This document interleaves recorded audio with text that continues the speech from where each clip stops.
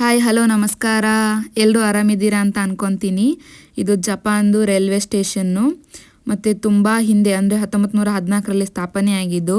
So ಎಲ್ಲಿ ನೋಡಿದ್ರು ಬರೀ ಬಿಲ್ಡಿಂಗ್ಸ್ಗಳೇ ಕಾಣ್ತೀವಿ ನೋಡಿ ಇದ್ರ ಅಪೋಸಿಟ್ಟು.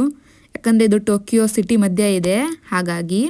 ಮತ್ತು ಇದು ತುಂಬ ಹಳೆಯದು. 1956ರಲ್ಲಿ ಜಪಾನಲ್ಲಿ ಮೆಟ್ರೋ ಬಂತಂತೆ, ಅಂದರೆ JR ಲೈನ್ ಸ್ಟಾರ್ಟ್ ಮಾಡಿದ್ರಂತೆ. ಸೊ ಕೇಳಿ ಖುಷಿ ಆಯಿತು ನೋಡಿ, ಬರೀ ಬಿಲ್ಡಿಂಗ್ಸೇ ಎಷ್ಟು ಸುಂದರವಾಗಿ ಕಟ್ಟಿದ್ದಾರೆ ಆವಾಗಲೇ. ಮತ್ತು ಒಳಗೆ ಈ ಥರ ದೇವರಿಟ್ಟಿದ್ರು. ಸೊ ಫೋಟೋ ಹೊಡ್ಕೊಂಡೆ ನೋಡಿ, ದೂರದಿಂದ ಈ ಥರ ಕಾಣಿಸ್ತಿದೆ, ಒಂಥರ ಪ್ಯಾಲೇಸ್ ಥರ. ಸೊ ಇಲ್ಲಿ 1945ರಲ್ಲಿ ಬಾಂಬ್ ದಾಳಿ ಆಯ್ತಂತೆ, ಇದು ಹಾಳಾಗಿತ್ತು, ಅದನ್ನ ಸರಿ ಮಾಡಿದರು. ಸೊ ಇಲ್ಲಿ ಕೆಲವೊಂದು ಮದುವೆ ಆಗಿರೋ ಜೋಡಿಗಳು ಬಂದು ಅದ್ರ ಅಪೋಸಿಟ್ ಬಂದು ನಿಂತ್ಕೊಂಡು ಫೋಟೋಶೂಟ್ ಎಲ್ಲ ಮಾಡಿಸ್ತಿರ್ತಾರೆ ನೋಡಿ. ಜೋಡಿಗಳು ಫೋಟೋಶೂಟ್ ಮಾಡಿಸ್ತಿದ್ದಾರೆ. ಮತ್ತು ಇಲ್ಲಿ ಪ್ರತಿನಿತ್ಯ 4000ಕ್ಕಿಂತ ಹೆಚ್ಚು ರೈಲ್ಗಳು ಹೋಗ್ತಾ ಬರ್ತಾ ಇರ್ತಾವಂತೆ.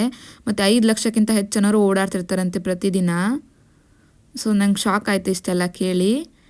ಇನ್ನೂ ಜಪಾನ್ನ ಹೆಚ್ಚು ಮಾಹಿತಿ ಏನಾದರೂ ಬೇಕಾದರೆ ನನ್ನ ಪೇಜ್ನ ಫಾಲೋ ಮಾಡ್ಕೊಳ್ಳಿ, ಸಪೋರ್ಟ್ ಮಾಡಿ, ಸಬ್ಸ್ಕ್ರೈಬ್ ಮಾಡಿ, ಲೈಕ್ ಮಾಡಿ. Thank you.